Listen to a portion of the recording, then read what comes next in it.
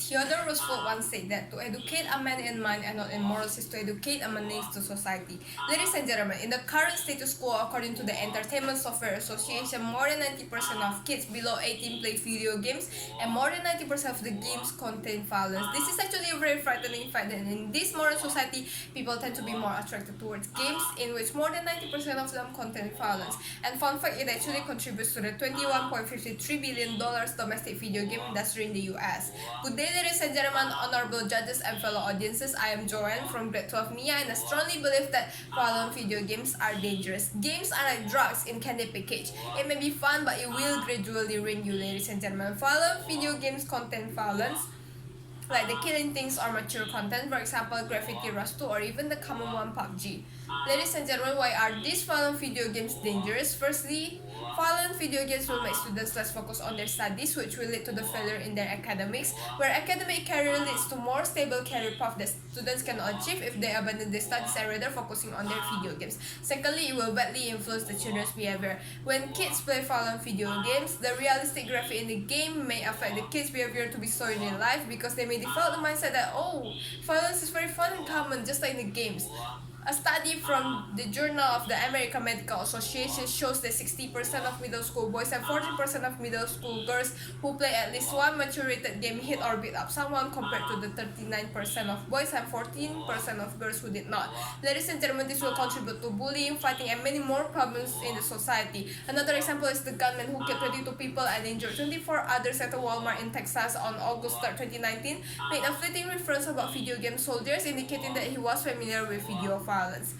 Thirdly, the fact that the US military uses violent video games to train soldiers to kill since 1996 actually shows the misuse of the games itself, that the military might benefit from training soldiers using those games. However, children who are exposed to these games lack the discipline and the structure of the armed forces and may become more susceptible to being violent. Lastly, ladies and gentlemen, playing violent video games or even games in general will lead to some health problems, because once we get engrossed in the game, we will definitely be sitting for a long period of time, and it will make our muscles sore and disturb our body's function.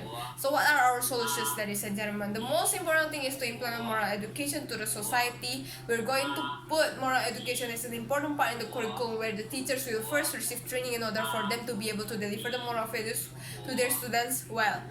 And also we'll give training and socialization to parents on how to educate their children well in case of their morals, their attitude, and how to socialize in the society.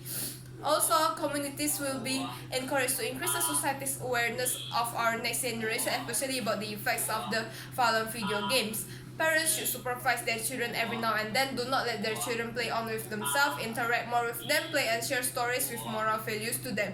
Ladies and gentlemen, our next generation is so precious. We need to protect them and educate them in the best way possible so that they can contribute to the society and not otherwise, ladies and gentlemen. We have all know that violent video games are dangerous and bring so many disadvantages, not only to the society but also to the country and even the earth. So will you still let your children play those games, ladies and gentlemen? Can you even pay the price of the outcome that may happen? If it's not right, don't do it. If it's not true, don't say it. It is just so simple, ladies and gentlemen.